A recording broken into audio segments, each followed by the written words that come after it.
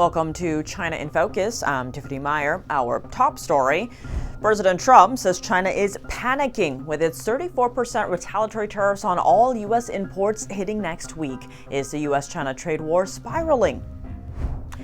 Trump is throwing TikTok another lifeline, extending the deadline to find a non-Chinese buyer by another 75 days. More on what he had to say. Trump's pick for U.S. ambassador to China, saying Americans could crush Beijing's economy just by pulling the plug on cash. We're on key moments from his confirmation hearing. And China-owned VPNs are topping charts in Apple and Google app stores, but are they a privacy trap?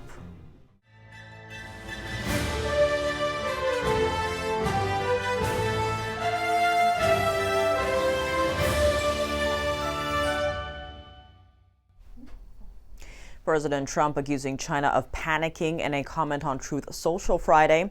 This comes after Beijing hit back at Trump's tariffs with some of its own. Starting April 10th, China announced it will impose an additional 34% tariff on U.S. goods. Here's the latest. China, first row. This comes after Trump slapped a 34% new levy on Chinese imports. Combining that with existing levies from earlier this year, plus duties from Trump's first term, means China could face tariffs of 65 to 70%. China exports a lot more goods to the U.S. than the other way around. The U.S. is China's top export destination. China exported over $400 billion worth of goods to the U.S. in 2024. And China is the number 3 destination for U.S. exports. America exported over $140 billion worth of goods to China last year.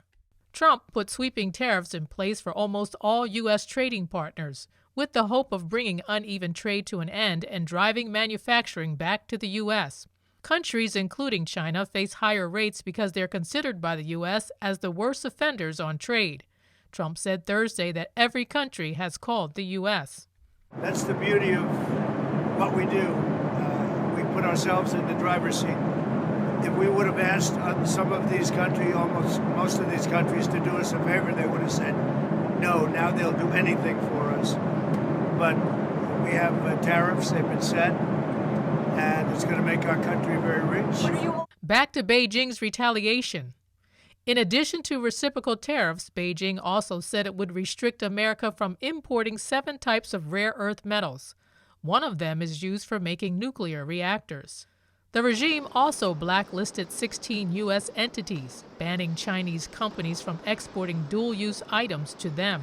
The regime also banned 11 American firms from doing trade and investing in China. Those include drone maker Skydio and Institute. What's more, Beijing also launched an anti-dumping investigation into imports of American X-ray tubes. These devices are used in medical CT scans. In addition, the regime suspended importing sorghum, bone meal, and poultry products from a few American firms. It remains to be seen if China would divert goods to other countries in the face of high U.S. tariffs, and if other countries would slap more tariffs in response. U.S. stocks fell sharply Friday after China said it would retaliate. The Dow fell 2.7%. The S&P 500 was down over 3%, and NASDAQ also lost over 3%. Chinese stocks also fell on news of Beijing's retaliation. As investors grapple with concerns about new tariffs, President Trump says the market will boom, just like a patient will heal after an operation. On Truth Social this morning, the president wrote, quote, "To the many investors coming into the United States and investing massive amounts of money, my policies will never change." Secretary of State Marco Rubio is attending a 2-day meeting of NATO foreign ministers in Brussels. Rubio said today the U.S. must reset the global trade order to better help Americans. We're the largest consumer market in the world, and yet the only thing we export is services. And we need to stop that. We need to get back to a time where we're a country that can make things, and to do that we have to reset the global order of trade. The worst thing is to leave it the way it is forever. I mean, this just can't continue. We can't continue to be a country that doesn't make things. We have to be able to make things to provide jobs for Americans. Rubio's comment on trade comes just 2 days after President Trump announced new tariffs on many countries around the globe. NATO Secretary General Mark Rutte commented on Trump's announcement today. Rutte says the tariffs do not violate treaties between NATO allies. He was responding to a question about an article in the NATO treaty, but Rutte dismissed those concerns. So how are American people reacting to the new tariffs? NTD's Sam Wong went out to the National Mall in D.C. to get the people's take. So President Trump issued a round of global tariffs. The world's reacting, the market's reacting. How are you guys reacting to it? Well, I think it'll be good because NATO and all the other countries been taking advantage of the United States for years, and they've been getting away with it. And I think it's time to put a stop to it. I think this is kind of tricks at Trump's exit from the global stage, and I think it's going to set us up for austerity measures that are going to lead to problems you see in other countries. I believe that our national deficit is a detriment in the long term. Look at Detroit. I mean, it was amazing, and now it's, almost down to zero. How many cars are made here? Not many. People need to be able to buy their groceries every day and need to be able to buy produce and meats and be able to feed their kids. So I don't think it's the way to go. Certainly this country was based on tariffs back before income taxes were placed on us. But I think for the first time, maybe since the GI Bill, the working class is going to really benefit from this. Back in the 1920s, we didn't have taxation on our people. Now that tariffs are put in place, I do believe my children will be able to live part of their life no taxes. So President Trump said the main objective of this round of tariffs is to onshore investments and bring manufacturing back home to the United States. And the caveat is there's going to be short-term pain. I guess the question here would be, are you willing to buy the bullet, at least for now? Absolutely. It would be nice to bring some manufacturing back because we've lost so much over the past decades. We've been biting the bullet for the last 4 years, so we can bite it a little bit longer. It doesn't happen overnight. As most people would tell you, to build the infrastructure takes a decade, half a decade even to get started with something like that. Never mind the labor costs in the U.S. will never really allow manufacturing to compete on a global level. Oh, for short term, absolutely. And I have no problem in general with reciprocal tariffs. Yeah, I think if we knew exactly when things will even out, I'd be more comfortable with it. But for right now, we don't know what short term really means. Anything worth anything, marriage, love, cement flooring, monuments, anything, you got to put the pain and the effort in. But you get the long-term benefit, and it's permanent. Well, I certainly am, but we seem to be a pretty impatient people. All good things take a little time, and all growth has a little pain. Taiwan announces at least $8.7 billion worth of financial help for companies and industries to deal with the impact of U.S. tariffs. This support plan includes financial support, simplified customs clearance process, and tax benefits. Starting with the financial support, our measure is to reduce the interest on trade financing. For exporters, we would provide interest reduction of up to $200 billion Taiwan dollars, thus lowering the cost of capital for manufacturers. Taiwan's finance minister and Taiwan's premier reiterated the government will support Taiwan's industries financially. The electronics and steel sectors are among the worst impacted. The premier said that there is still common ground between the democracies of the U.S. and Taiwan despite the tariffs. And the U.S. tariff policy is universal and aimed at many countries. Taiwan runs a large trade surplus with the United States and is facing a 32% duty on its products. But the U.S. tariffs do not apply to semiconductors, a major Taiwanese export. Taiwan has not announced any retaliatory tariffs. The Trump administration is being sued over its tariffs on Chinese imports. A nonprofit civil rights organization claims Trump overstepped his authority. Here's more. The New Civil Liberties Alliance filed a lawsuit on behalf of Simplified, a Florida-based retailer that imports materials from China. The group's argument centers on Trump's application of the International Emergency Economic Powers Act. According to the lawsuit, the legislation authorizes specific emergency actions, such as imposing sanctions or freezing assets to protect the United States from foreign threats. However, the NCLA says the law does not authorize the president to impose tariffs. The group argues that the authority to regulate commerce and impose tariffs rests with Congress, not the president. President Donald Trump has delayed enforcement of a law that would ban TikTok while his staff works on a deal to maintain access to the app in the United States. Trump announced today that the deadline has been extended for 75 days. In a social media post, the president said his administration is working hard on a deal to save TikTok. Last year, former President Joe Biden signed a law that required the China-based parent company to sell the app or face a U.S. ban. The law was set to go into effect in January, but Trump delayed it. Friday's announcement comes as the U.S. and China go head-to-head in escalating trade frictions. Trump said he might lower tariffs on Chinese imports if Beijing agreed to a TikTok deal. The Senate Foreign Relations Committee held its confirmation hearing on Thursday for David Perdue, nominated to be the next ambassador to China. Our Washington correspondent Luis Martinez has more on the story. Marxist nationalism is reshaping China, and their global ambitions threaten the current world order. Put simply, they want a world order more in line with their authoritarian principles. David Perdue, a former senator from the state of Ohio, gave testimony before lawmakers he served with. Despite niceties, Democrats immediately pressed Senator Perdue on the Trump administration's policy towards U.S. allies vis-a-vis China. Leadership is questioned in the world by our allies and those we have stood alongside. I think by the same logic, Xi will inevitably be emboldened to believe that he can take on his vision to reacquire Taiwan, the Philippines, the South China Sea. Withdrawal is not an option for the United States. I don't think President Trump is attempting to do that. I think by reaching and stepping forward in the area of trade addresses some of the questions that you bring up there. Our allies, we have to align and make sure they understand the threat and develop a cohesive strategy. Senator Rick Scott, the Republican from Florida, highlighted the human rights abuses of the CCP and in particular the persecution of religious groups internationally, including Falun Gong practitioners. So the Communist Party sends fentanyl into the United States, killed 78,000 people last year. They treat the Uyghurs horribly. They don't follow any trade rules. They never comply with the WTO.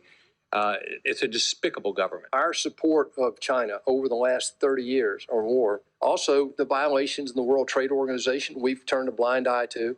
Those days are over, I believe, and I think we've got to stand up. Senator Scott pressed Senator Perdue on the impact of U.S. tariffs on China and the economic relations in between both countries. But if we stop buying their stuff, what will happen? Well, if foreign capital from the U.S. stops going into China, they have a real problem. If we stop buying their product, what will happen? Well, the American public says enough's enough. What will happen to their economy? It'll collapse. Right. Thank you. Senator Perdue served one term in the Senate Foreign Relations Committee and in the Senate Armed Services Committee. He was endorsed by President Trump back in 2021 when he attempted to become the next governor of Georgia, and he's expected to be confirmed by the Senate to be the next U.S. ambassador to China in the coming week. Reporting from Washington, D.C., Luis Eduardo Martinez, NTD News. Apple and Google app stores have hosted several popular VPN apps linked to the Chinese cybersecurity firm banned by the U.S. government. The company is called Qihoo 360. It was sanctioned by the U.S. in 2020 for alleged ties to the Chinese military.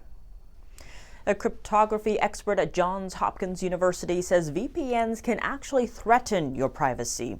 Why? Because they connect to the internet and can track what you do online. Under Chinese law, Chinese companies such as Qihoo are required to hand over user data when asked. The U.S. Department of Defense has flagged Qihoo as a Chinese military company.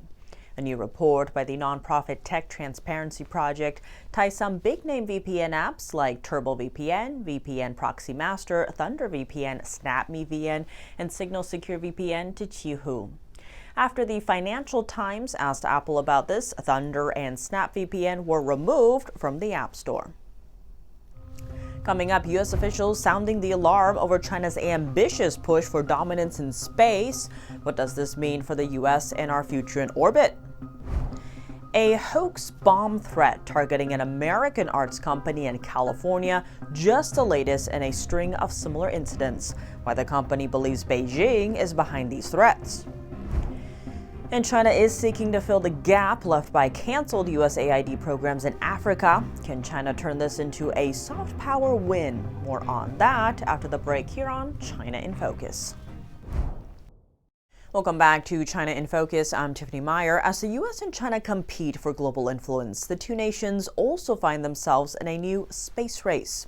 On Thursday, a hearing entitled "The Rocket's Red Glare: China's Ambitions to Dominate Space" examined the need for the U.S. to ramp up its military and commercial presence in the Earth's atmosphere.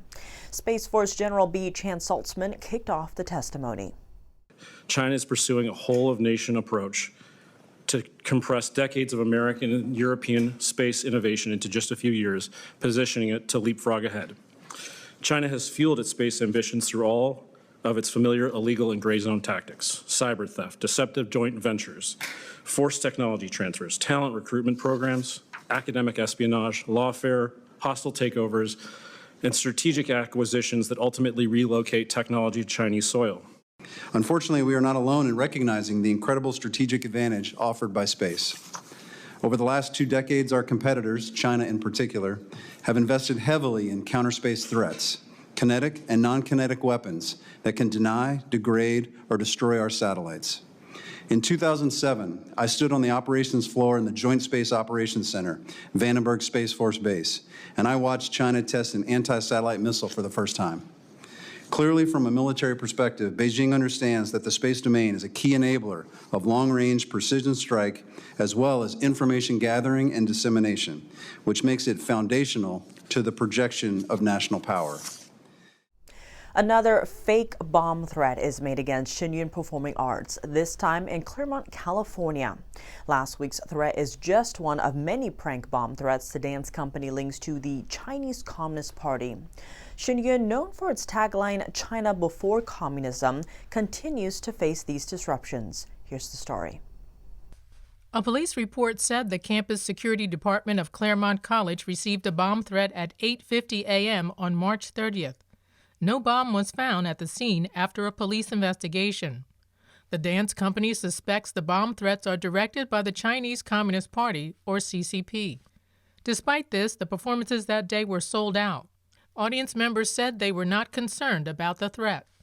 I don't think this threat would want to defy me watching. It doesn't bother me at all. Yeah, this would never stop me to want to see this show. Shen Performing Arts is a classical Chinese dance company based in New York. It aims to revive China's 5,000 years of culture lost after the advent of communism.